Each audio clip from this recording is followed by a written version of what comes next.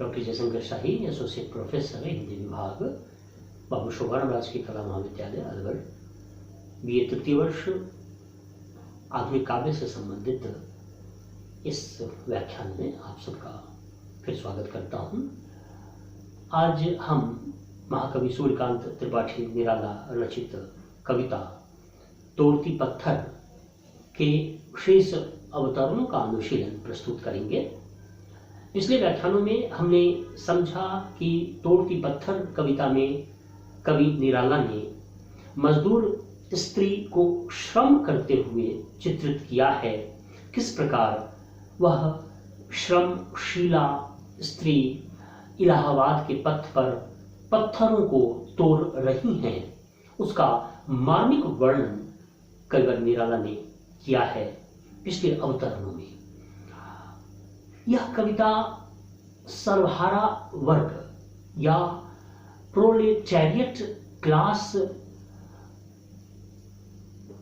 के श्रम को उजागर करती हुई कविता है।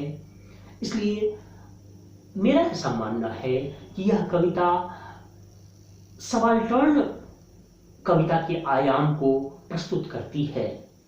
इस कविता में मेहनतकश जो समुदाय हैं, जो सर्वहारा समाज है, किस प्रकार से वे श्रम करते हैं और उसका चित्रण कवि निराला इस कविता में करते हैं।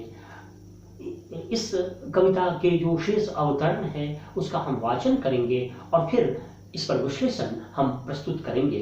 कविता के शेष रहे अवतरण, जिसमें शुरुआत हो रही है, प्रायः हुई दोपहर वह तोड़ती पत्थर। मजदूर स्त्री जो पत्थरों को तोड़ रही है, सुबह से लेकर दोपहर तक वह पत्थरों को तोड़ रही है, श्रम कर रही है। चिलचिलाती धूप है, दोपहरी हो चुकी है, लेकिन निरंतर वह हथौड़ा बार बार प्रहार करते हुए पत्थरों को तोड़ रही है। तो एक यथार्थ का चित्रण कवि निराला ने इस कविता में किया है और इसलिए यह कविता सबाल्टर्न कविता का उदाहरण प्रस्तुत करती है। आगे का जो अवतरण है वह देखते हैं। देखते देखा मुझे जो एक बार उस भवन की ओर देखा, छिन्न तार देख कर कोई नहीं, जो मार खा रोई नहीं, सजा सहज सितार सुनी मैंने वह नहीं, जो थी सुनी झंकार। एक क्षण के बाद वह कांपी सुघर, ढुलक माथे से गिरे सीकर, लीन होते कर्म में फिर जो कहा, मैं तोड़ती पत्थर।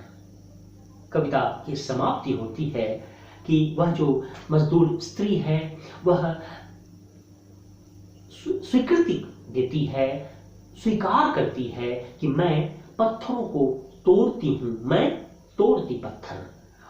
इससे कविता की परिसमाप्ति होती है। कवि ने वर्णित किया है, देखते देखा मुझे जो एक बार। कवि ने सहानुभूति से, करुणा से उस मजदूर स्त्री को जो श्रम कर रही है निरंतर, उसको देखा और कवि लिखते हैं, देखते देखा मुझे जो एक बार उस भवन की ओर देखा। पिछले अवतरणों में निराला ने चित्रित किया था कि इलाहाबाद के पथ पर वह मजदूर स्त्री गुरु हथौड़ा को बार बार प्रहार करते हुए पत्थरों को तोड़ रही है और कोई छायादार पेड़ नहीं है और चिलचिलाती धूप में वह बैठी हुई है और निरंतर श्रम कर रही है और उसके ठीक सामने बड़ी बड़ी अट्टालिकाएं हैं, बड़े बड़े महल और भवन हैं। तो एक विषमता का, एक असमानता का चित्रण, एक सामाजिक आर्थिक जो वैषम्य है उसका चित्रण यह कविता प्रस्तुत करती है। एक ओर संपन्नता है, वैभव है और दूसरी ओर विपन्नता है, गरीबी है, कंगाली है। तो यहाँ कविता देखें, देखते देखा मुझे जो एक बार उस भवन की ओर देखा जो बड़ी बड़ी अट्टालिकाएं हैं, जिसके समक्ष वह इलाहाबाद के पथ पर बैठी हुई पत्थरों को तोड़ रही है। उस भवन को वह मजदूर स्त्री देखती है, उस भवन की ओर देखा, छिन्न तार देख कर कोई नहीं, देखा मुझे उस दृष्टि से जो मार खा रोई नहीं। कवि ने सहानुभूति पूर्वक दृष्टि डाली थी, कवि ने करुणा की भावना प्रदर्शित की थी और उसकी कवि की सहानुभूति से वह जो मजदूर स्त्री है वह द्रवित होती है।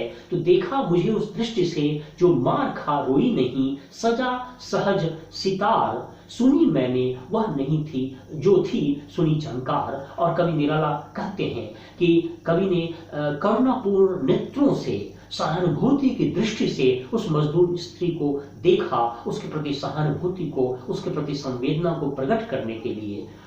और आगे की जो पंक्ति है, एक क्षण के बाद वह काफी सुघर, निराला चित्रित करते हैं कि वह मजदूर स्त्री ढुलक माथे से गिरे सीकर, उसके माथे से सीकर अर्थात पसीने की बूंद गिरी, ढुलक माथे से गिरे सीकर निरंतर वो श्रम कर रही है, निरंतर वो मेहनत कर रही है और उसके माथे से पसीने की बूंद टपकती है।